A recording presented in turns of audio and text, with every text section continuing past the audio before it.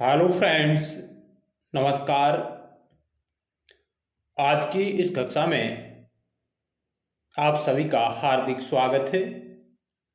हम NCERT class 12 political science समकालीन विश्व में राजनीति उसका वन स्टॉप सॉल्यूशन देखने जा रहे हैं, जिसमें हम महत्वपूर्ण अभ्यास प्रश्नों को हल कर रहे थे।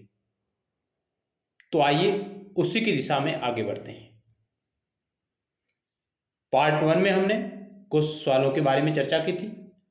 आज हम और शेष सवालों के बारे में चर्चा करेंगे। अध्याय 1 शीत युद्ध का दौर था।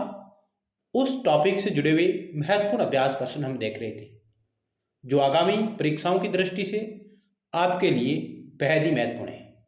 हमने प्रयास किया है कि प्रत्येक चैप्टर से जितने महत्वपूर्ण सवाल बन सकते हैं उनका समावेश करने की कोशिश की है। उसके साथ भी एक्स्ट्रा फैक्ट भी हमने समावेशित किए हैं ताकि आपका रिवीजन हो सके। तो आइए क्लास की शुरुआत करते हैं।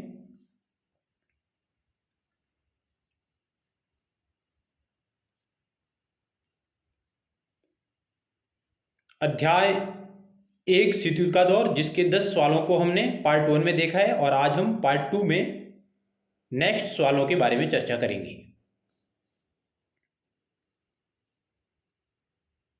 सवाल नंबर 11 आपकी स्क्रीन पर रहा।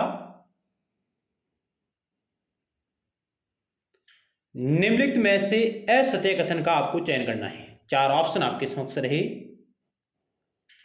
शीत युद्ध की समाप्ति को समकालीन विश्व राजनीति की शुरुआत की तरह देखा जाता है। ऑप्शन 2, दो महाशक्तियां संयुक्त राज्य अमेरिका और सोवियत संघ का वर्चस्व शीत युद्ध के केंद्र में था। ऑप्शन नंबर 3, गुट निरपेक्ष देशों ने नई अंतर्राष्ट्रीय आर्थिक व्यवस्था को स्थापित करने में महत्वपूर्ण भूमिका निभाई। ऑप्शन नंबर 4, महाशक्तियों ने गुट निरपेक्ष आंदोलन को अपने आर्थिक विकास और राजनीतिक स्वतंत्रता का साधन बनाया। क्या होगा इस सवाल का राइट उत्तर? आपको असत्य कथन का चयन करना है 4 ऑप्शनों में से।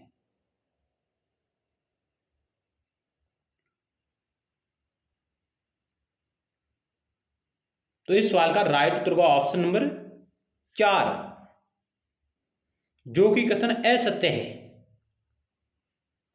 महाशक्तियों ने गुट निरपेक्ष आंदोलन को अपने आर्थिक विकास का और राजनीतिक स्वतंत्रता का साधन बनाया। ये बात बिल्कुल गलत है।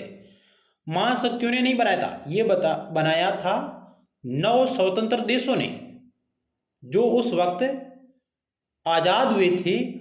उन देशों ने, 9 स्वतंत्र देशों ने, विकासशील देशों ने गुट निरपेक्ष आंदोलन को अपने आर्थिक विकास और राजनीतिक स्वतंत्रता का साधन बनाया था, न कि महाशक्तियों ने। इस कारण ऑप्शन नंबर 4 गलत है। बाकी ऑप्शन 1 बिल्कुल सही है कि शीत युद्ध की समाप्ति को समकालीन विश्व राजनीति की शुरुआत की तरह देखा जाता है। दो महाशक्तियां संयुक्त राज्य अमेरिका और सोवियत संघ का वर्चस्व शीत युद्ध के केंद्र में था। यानी कि शीत युद्ध द्वितीय विश्व युद्ध की समाप्ति से लेकर, यानी 1945 से लेकर 1990 तक के दशक तक इन 2 महाशक्तियों के मध्य जारी रहा। गुट निरपेक्ष देशों ने नई अंतर्राष्ट्रीय आर्थिक व्यवस्था को स्थापित करने में महत्वपूर्ण भूमिका निभाई थी। ये बात भी बिल्कुल सही है। लेकिन महाशक्तियों ने नहीं, 9 स्वतंत्र देशों ने गुट निरपेक्ष आंदोलन को अपने आर्थिक विकास और राजनीतिक स्वतंत्रता का साधन बनाया था। तो ऑप्शन नंबर 4 आपका राइट होगा इस सवाल का राइट उत्तर।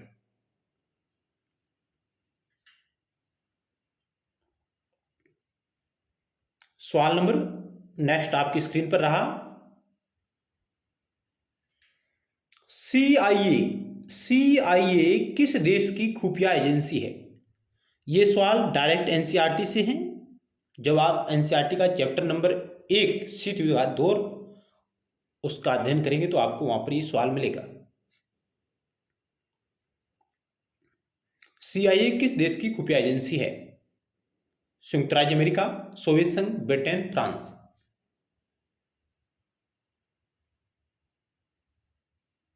तो इस सवाल का राइट उत्तर होगा ऑप्शन 1 संयुक्त राज्य अमेरिका, यूएसए की ये खुफिया एजेंसी है CIA। और भारत की है रो है, IB है, CID है।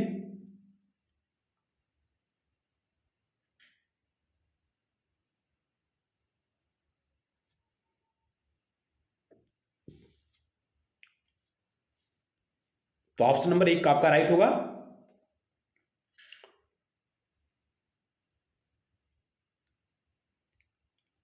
CIA यानी कि central intelligence agency, CIA America की खुफिया एजेंसी है। इसकी स्थापना 1947 में तत्कालीन राष्ट्रपति हेनरी ए ट्रूमैन ने की थी।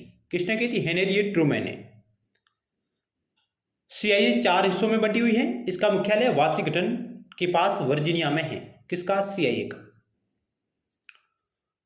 इसके अलावा FBI भी अमेरिका की खुफिया एजेंसी है। FBI federal bureau of investigation America की एक खुफिया एजेंसी है, CIA और FBI दोनों। जबकि FSB फेडरल सिक्योरिटी सर्विस ये रूस की खुफिया एजेंसी है। इसकी स्थापना 12 अप्रैल 1995 को हुई थी। FSB का मुख्यालय मॉस्को में है। जबकि मोसाद मोसाद है जो इजराइल की खुफिया एजेंसी है। मोसाद को दुनिया की सबसे बेहतरीन खुफिया एजेंसी में गिना जाता है। मोसाद की स्थापना 1949 में हुई थी।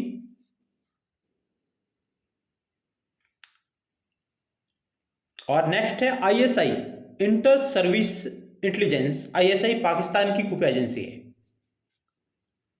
तो भारत की खुफिया एजेंसी की बात करें तो रो है, रिसर्च एंड एनालिसिस विंग है रो, जिसकी स्थापना 1968 में हुई थी। इसका मुख्यालय नई दिल्ली में है। रो विदेशी मामलों, अपराधियों, आतंकियों के बारे में पूरी जानकारी रखती हैं।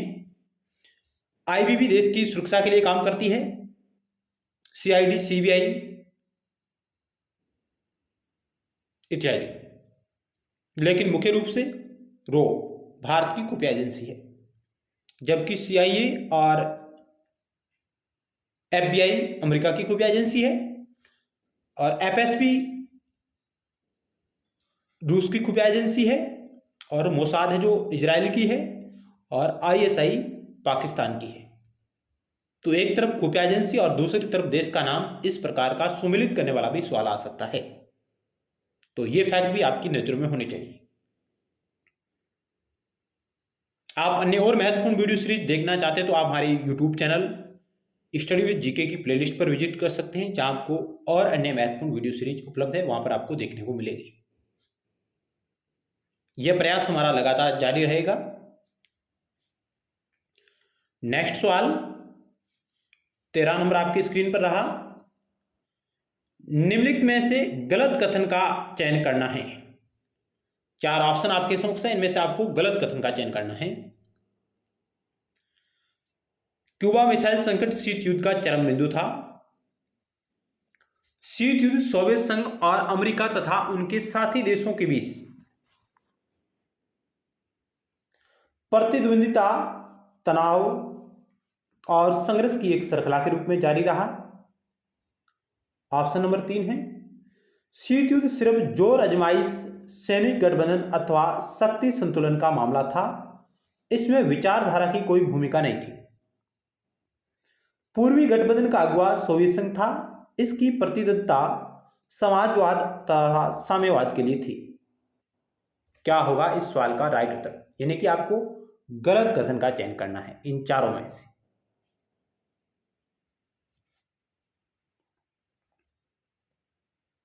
तो आइए इस सवाल का राइट आंसर चेक करते हैं। जो कि गलत है वो है ऑप्शन नंबर 3। शीत युद्ध सिर्फ जोर आजमाइश, सैनिक गठबंधन अथवा शक्ति संतुलन का मामला था। इसमें विचारधारा की कोई भूमिका नहीं थी। यह कथन गलत है, क्योंकि शीत युद्ध सिर्फ जोर आजमाइश, सैनिक गठबंधन अथवा शक्ति संतुलन का मामला नहीं था, इसमें विचारधारा की भी महत्वपूर्ण भूमिका थी। क्योंकि एक तरफ पश्चिमी गुट पूंजीवाद का पक्षधर था, दूसरी तरफ पूर्वी गुट साम्यवाद समाजवाद का पक्षधर था। यानी कि समाजवादी विचारधारा एक तरफ और दूसरी तरफ पूंजीवादी विचारधारा। एक तरफ आपकी अमेरिका महाशक्ति, दूसरी तरफ सोवियत संघ महाशक्ति के रूप में। दोनों अपने अपने विचारधारा को बढ़ाने की कोशिश कर रही थी। तो शीत युद्ध में विचारधारा की भी महत्वपूर्ण भूमिका थी, न कि सिर्फ जोर आजमाइश, सैनिक गठबंधन अथवा शक्ति संतुलन का मामला था। इनके साथ साथ विचारधारा भी महत्वपूर्ण थी। बाकी 1, 2 और 4 बिल्कुल सही है कि क्यूबा मिसाइल संकट शीत युद्ध का चरम बिंदु था। शीत युद्ध सोवियत संघ और अमेरिका तथा उनके साथी देश के बीच प्रतिद्वंदिता, तनाव और संघर्ष की एक श्रृंखला के रूप में जारी रहा। पूर्वी गठबंधन का अगुवा सोवियत संघ, जिसको हम यूएसएसआर कहते हैं, इसकी प्रतिद्वंदिता थी समाजवाद तथा साम्यवाद के लिए, यानी कि वह समाजवाद और साम्यवाद को बढ़ावा दे रहा था, जबकि पश्चिमी गुट यानी कि अमेरिका पूंजीवादी लोकतंत्र को बढ़ावा दे रहा था।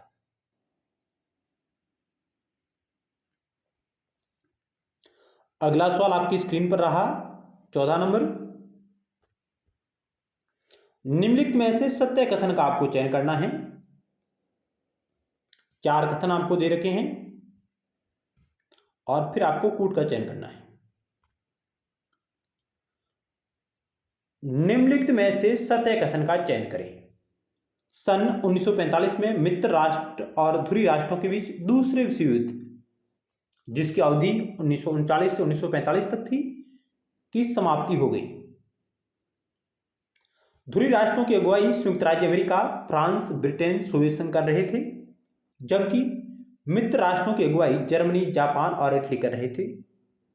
दूसरे विश्व युद्ध की समाप्ति से शीत युद्ध की शुरुआत मानी जाती है। दूसरे विश्व युद्ध की समाप्ति से शीत युद्ध की शुरुआत मानी जाती है। उपरोक्त में से कौन से कथन सत्य है वो आपको चयन करना है। 1, 2, 1, 3, 4, 1, 4, 1, 2, 3, 4।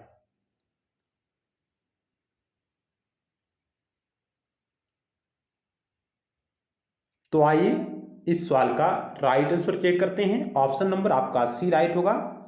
1 और 4 बिल्कुल सही है। दूसरे विश्व युद्ध की समाप्ति से शीत युद्ध की शुरुआत मानी जाती है, यानी कि 1945 से। सेकेंड वर्ल्ड वॉर का 1945 में अंत हुआ और इससे शीत युद्ध की शुरुआत मानी जाती है। जबकि दूसरा और तीसरा इसलिए गलत है क्योंकि ध्रुवी राष्ट्रों की अगुवाई है जो जर्मनी, जापान और इटली कर रहे थे, जबकि मित्र राष्ट्रों की अगुवाई संयुक्त राज्य अमेरिका, फ्रांस, ब्रिटेन, सोवियत संघ कर रहे थे।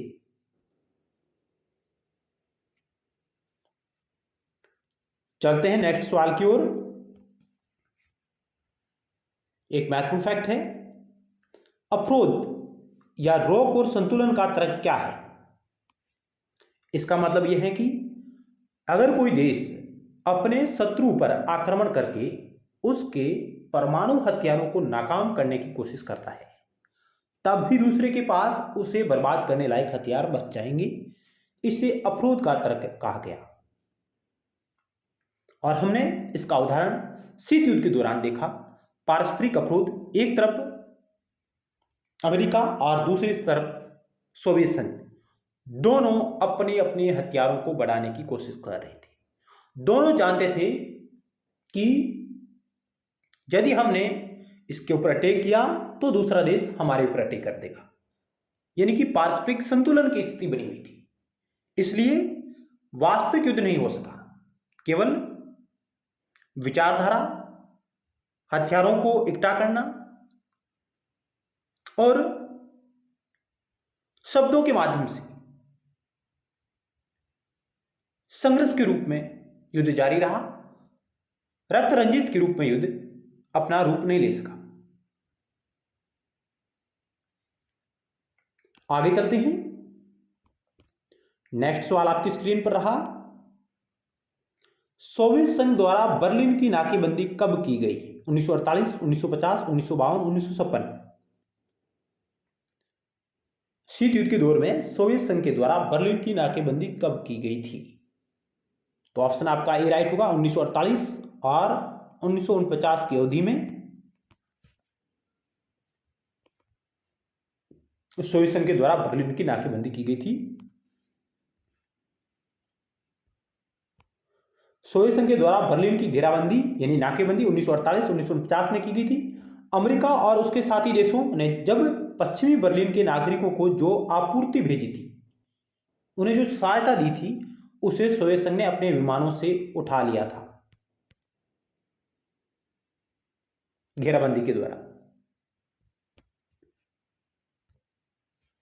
अगला सवाल है, हिरोशिमा और नागासाकी पर परमाणु बम का प्रयोग कब किया गया था?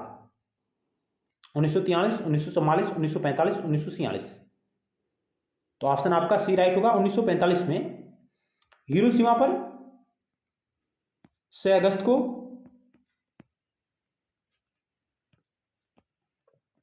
और नागासाकी पर 9 अगस्त को परमाणु बम अमेरिका द्वारा गिराए गए थे।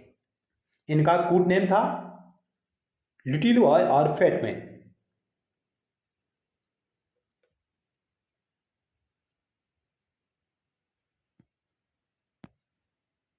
तो आप ना से 9 अगस्त पकड़िएगा, इस प्रकार आप याद रख सकते हैं। 9 अगस्त को नागासाकी पर और 6 अगस्त को हिरोशिमा पर। जापान के 2 शहर थे, हिरोशिमा और नागासाकी, जहां पर अमेरिका द्वारा परमाणु बमों की बौछार की गई थी और इनसे शीत युद्ध का अंत माना जाता है। तो ऑप्शन सी राइट होगा। अगला सवाल है, मार्शल योजना क्या था? मार्शल योजना क्या थी?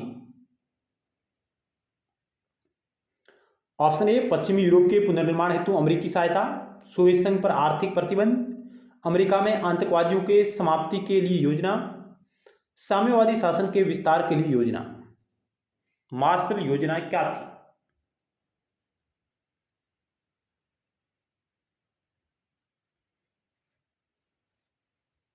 तो इस सवाल का राइट उत्तर का ऑप्शन ए, पश्चिमी यूरोप के पुनर्निर्माण हेतु अमेरिकी सहायता, यानी पश्चिमी यूरोप के जो देश थे जो कि अमेरिकी पूंजीवादी गुट में शामिल थे, उनको अमेरिका के द्वारा सहायता प्रदान की गई थी और इसकी घोषणा जो 1947 में कर दी गई थी, 1947 में, और इसकी शुरुआत 1948 से लेकर 1952 तक इस मार्शल योजना के तहत पश्चिम यूरोप के देशों को आर्थिक सहायता प्रदान की गई थी। तो ऑप्शन आपका ए राइट होगा।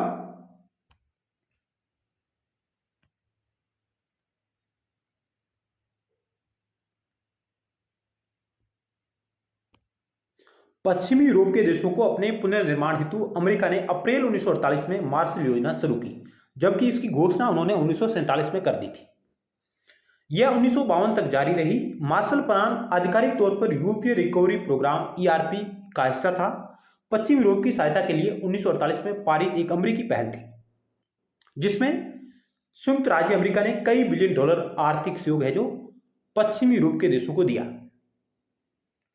द्वितीय विश्व युद्ध की समाप्ति के बाद पश्चिम यूरोप अर्थव्यवस्थाओं के पुनर्निर्माण में मदद करने के लिए सहायता दी गई थी। इसकी घोषणा 1947 में की गई थी।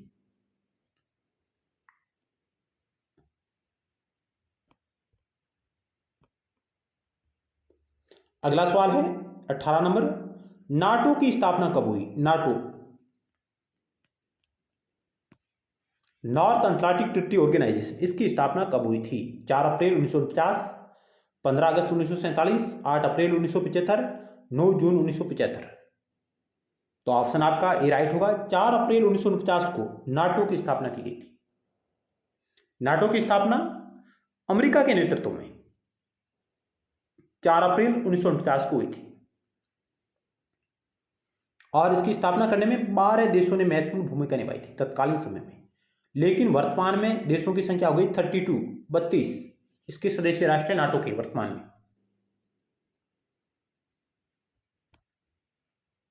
तो ऑप्शन ए राइट होगा।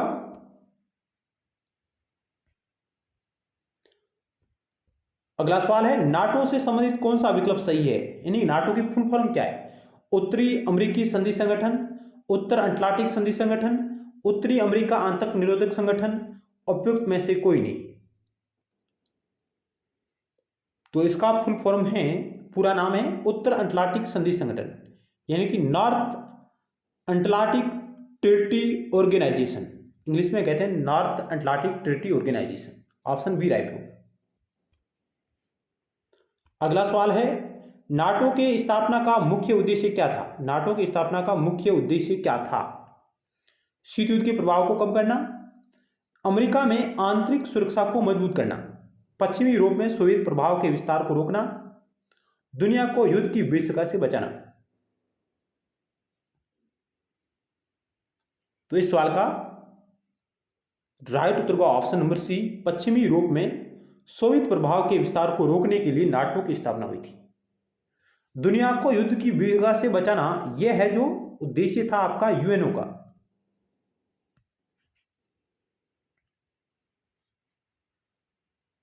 तो ऑप्शन सी राइट होगा, नाटो का मुख्य उद्देश्य। आइए अब हम नाटो के बारे में विस्तार से चर्चा करते हैं। क्या है नाटो, क्या है इसकी ऐतिहासिक पृष्ठभूमि, इसका हेडक्वार्टर कहाँ है, कितने मेंबर है इसमें। नाटो का पूरा नाम है उत्तर अटलांटिक संधि संगठन, इसको इंग्लिश में कहते हैं नॉर्थ अटलांटिक ट्रीटी ऑर्गेनाइजेशन। इसकी स्थापना 4 अप्रैल 1949 को हुई थी।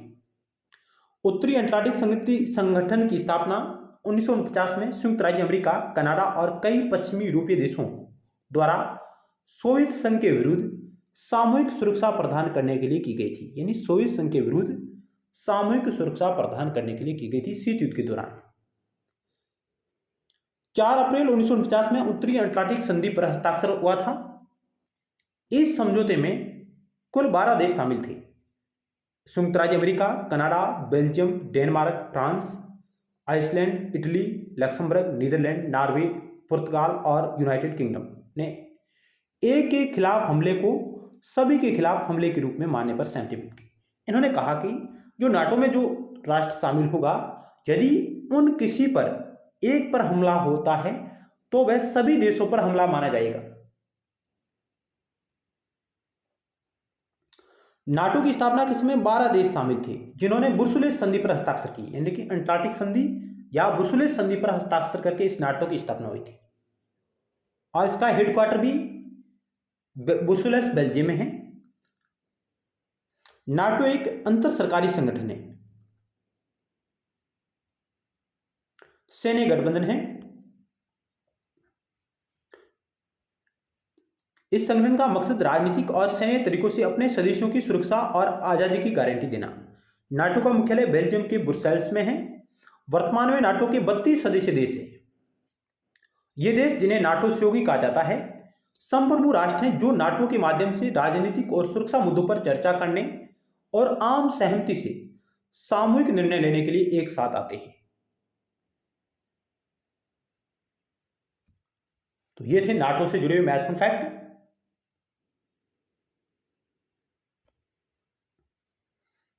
यानी कि नाटो की स्थापना अमेरिका के नेतृत्व में पश्चिमी गठबंधन के रूप में पूंजीवादी उदारवादी लोकतंत्र को बढ़ावा देने के लिए तथा पश्चिमी क्षेत्रों में, पश्चिमी यूरोप में सोवियत संघ का मुकाबला करने के लिए, सोवियत संघ के विस्तार को रोकने के लिए ये देश एकत्रित हुए थे। और सोवियत संघ ने, यूएसएसआर ने नाटो के खिलाफ वार्सा पैक्ट की स्थापना की थी 1955 में, 1955 में।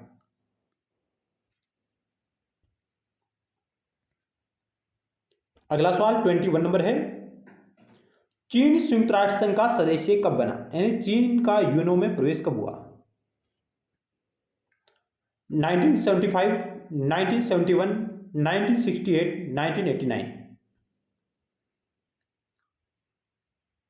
तो ऑप्शन आपका बी राइट होगा। 1971 में चीन है जो संयुक्त राष्ट्र संघ का सदस्य बना, मेंबर बना।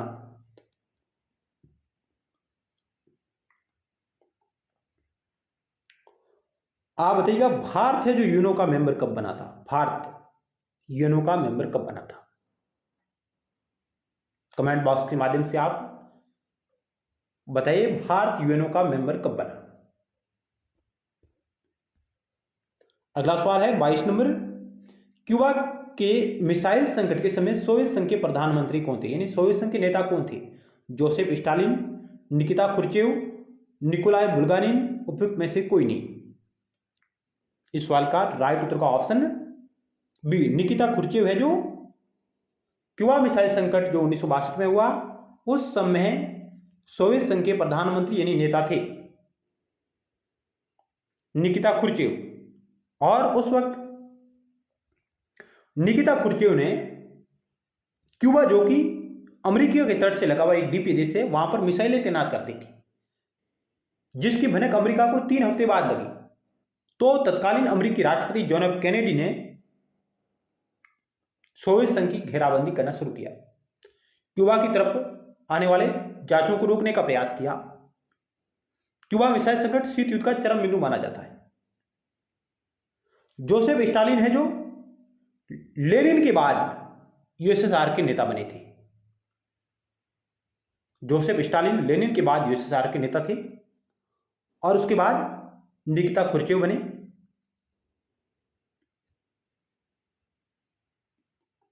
तो ऑप्शन बी इस सवाल का राइट उत्तर होगा। अगला सवाल, शीत युद्ध के दौरान किस देश के प्रभुत्व से एक ध्रुवीयता कायम हुई? रूसी संघ, चीन, फ्रांस, अमेरिका। तो ऑप्शन आपका डी राइट होगा। शीत युद्ध के दौरान अमेरिका के प्रभुत्व से एक ध्रुवीयता कायम हुई, ऑप्शन डी राइट होगा। अगला सवाल 24 नंबर है, संयुक्त राष्ट्र संघ के स्थापना से संबंधित निम्नलिखित में से कौन सा विकल्प सही है, वो आपको चयन करना है। अंतर्राष्ट्रीय जगत में शांति, सुरक्षा एवं सहयोग के संयुक्त राष्ट्र का गठन हुआ। आने वाली पीढ़ी को युद्ध की विभीषिका से बचाना, राष्ट्रों की संप्रभुता की रक्षा करना, उपयुक्त सभी। इस सवाल का ऑप्शन डी राइट होगा, उपयुक्त सभी। ये सभी संयुक्त राष्ट्र की स्थापना के उद्देश्य थे। अंतर्राष्ट्रीय जगत में शांति, सुरक्षा और सहयोग को बढ़ावा देना, आने वाली पीढ़ी को युद्ध की विभीषिका से बचाना, राष्ट्रों की संप्रभुता की रक्षा करना, इत्यादि इत्यादि। ऑप्शन डी आपका राइट होगा। अगला सवाल है 25 नंबर, आपकी स्क्रीन पर रहा। गुट निरपेक्षता की नीति किस महादेश के मूल्य के लोगों के नव जागरण का परिणाम था? ऑस्ट्रेलियाई महादेश, एशियाई महादेश, अमेरिकी महादेश, यूरोपीय महादेश। तो ऑप्शन आपका बी राइट होगा, एशियाई महादेश के मूल्य के लोगों के नवजागरण का परिणाम था। गुट निरपेक्ष आंदोलन की नींव पांडुंग सम्मेलन 1955 में पड़ी। गुट निरपेक्ष आंदोलन का पहला शिखर सम्मेलन 1961 में बेलग्रेड में हुआ।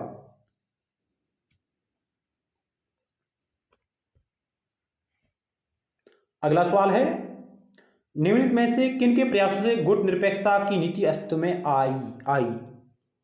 Jawaharlal Nehru, Gamal Abdul Nasser, Marshal Joseph Broz Tito, उपयुक्त सभी। तो ऑप्शन डी राइट होगा, उपयुक्त सभी। जवाहरलाल नेहरू भारत से, गमाल अब्दुल नासिर मिस्र से, जोसेफ ब्राज टिटो यूगोस्लाविया से, और घाना के वाने एनुकर्मा और इंडोनेशिया के कर्नल सुकर्नो, इनके प्रयासों से ये संस्थापक राष्ट्र कहलाते हैं गुट निरपेक्ष आंदोलन के। तो ऑप्शन डी इस सवाल का राइट उत्तर होगा। अगला सवाल 27 नंबर आपकी स्क्रीन पर है। नेहरू, नासिर एवं टिटो के द्वारा बताए गए गुट निरपेक्षता के आधार पर निम्नलिखित में से कौन सा सही है, वो आपको चयन करना है।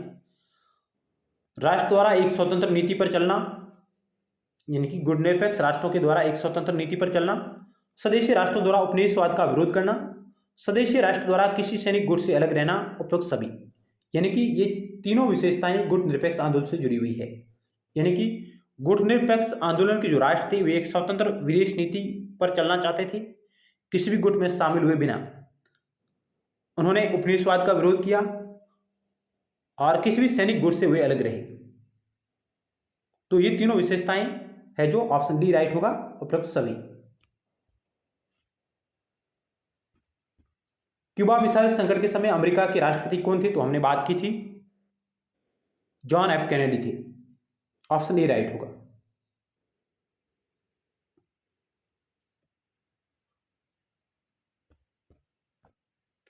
ट्वेंटी 29 नंबर सवाल आपकी स्क्रीन पर है। निम्नलिखित में से सत्य कथन का आपको चयन करना है और फिर आपको सही कूट का चयन करना है। पूर्वी गठबंधन को वारसा संधि के नाम से जाना जाता है। पूर्वी गठबंधन की अगुवाई सोवियत संघ ने की थी। पूर्वी गठबंधन वारसा पैक्ट की स्थापना 1955 में हुई। वारसा संधि की स्थापना नाटो में शामिल देशों का यूरोप में मुकाबला करने के लिए हुई थी।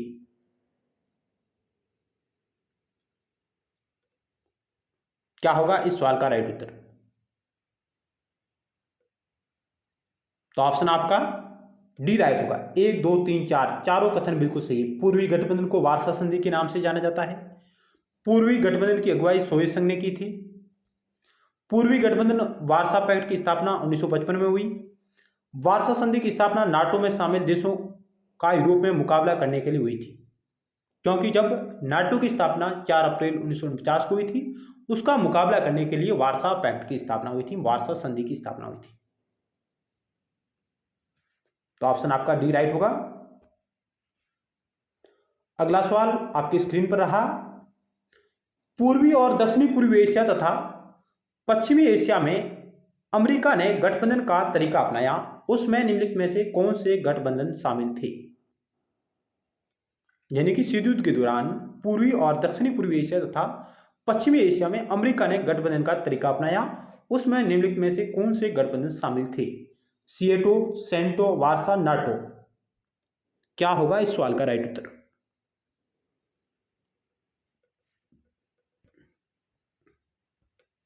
तो ऑप्शन आपका ए राइट होगा, यानी कि 1 और 2। सीएटो और सेंटो है जो ये है जो पूर्वी और दक्षिणी पूर्वी एशिया तथा पश्चिमी एशिया में अमेरिका ने गठबंधन का तरीका अपनाया और इनकी स्थापना में योगदान दिया, सीएटो और सेंटो। हालांकि वारसा पैक्ट यूएसएसआर से है, सोवियत संघ से जुड़ा हुआ है, पूर्वी गठबंधन है, जबकि नाटो पश्चिमी गठबंधन अमेरिका के नेतृत्व में था। लेकिन पूर्वी और दक्षिणी पूर्वी एशिया तथा पश्चिमी एशिया में सीएटो और सेंटो की स्थापना की गई थी। तो ऑप्शन आपका ये राइट होगा। आइए इनके बारे में और क्या जानकारी है। सीएटो, जिसका पूरा नाम है south east Asian treaty organization, दक्षिणी पूर्वी एशिया संधि संगठन, दक्षिणी पूर्वी एशिया में सामूहिक रक्षा के लिए एक अंतर्राष्ट्रीय संगठन था। कौन? सीएटो, जिसे सितंबर 1954 में मनीला फिलीपींस में हस्ताक्षरित दक्षिणी पूर्वी एशियाई सामूहिक रक्षा संधि द्वारा बनाया गया था। मुख्य रूप से दक्षिणी पूर्वी एशिया में कम्युनिस्टों की बढ़ती बढ़त को रोकने के लिए, यानी कि यूएसएसआर के प्रभाव को रोकने के लिए इस संगठन की स्थापना की गई थी दक्षिणी पूर्वी एशिया में। किसकी? सीएटो। कब हुई? सितंबर 1954 में, और तारीख है 8 सितंबर 1954 को।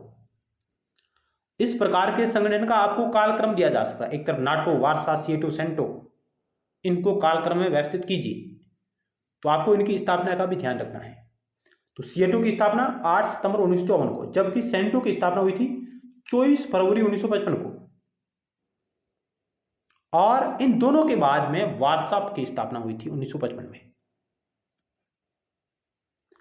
केंद्रीय संधि संगठन सेंटो, जिसका फुल फॉर्म है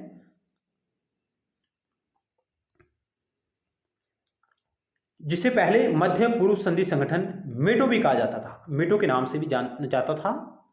सेंटो सेंट्रल ट्रीटी ऑर्गेनाइजेशन, जिसे पहले मध्य पूर्व संधि संगठन मिडिल ईस्ट ट्रीटी ऑर्गेनाइजेशन, जिसे बगदाद संधि के नाम से भी जाना जाता था, क्योंकि बगदाद में हस्ताक्षरित हुआ था।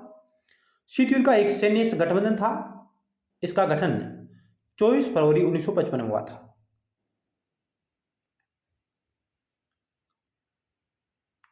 तो दक्षिण पूर्वी एशिया के लिए सीएटो और पूर्वी एशिया के लिए, मध्य पूर्वी एशिया के लिए सेंटो की स्थापना की गई थी शीत युद्ध के दौरान, ताकि यूएसएसआर के प्रभाव को रोका जा सके, साम्यवाद के प्रभाव को रोका जा सके।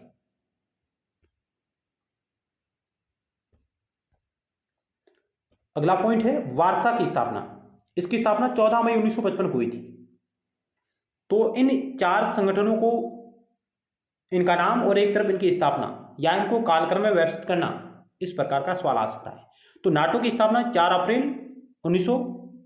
49 को। उसके बाद में सीएटो की स्थापना,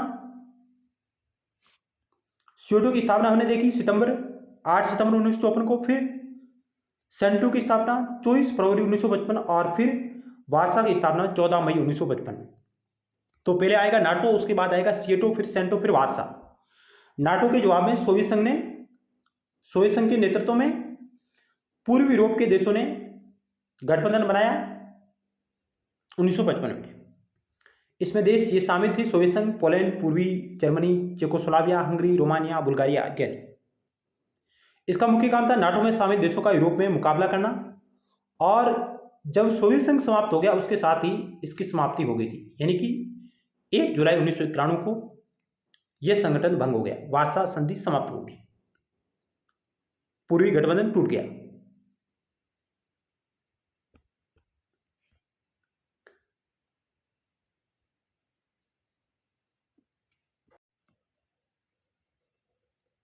नेक्स्ट सवालों के बारे में हम नेक्स्ट पार्ट में चर्चा करेंगे।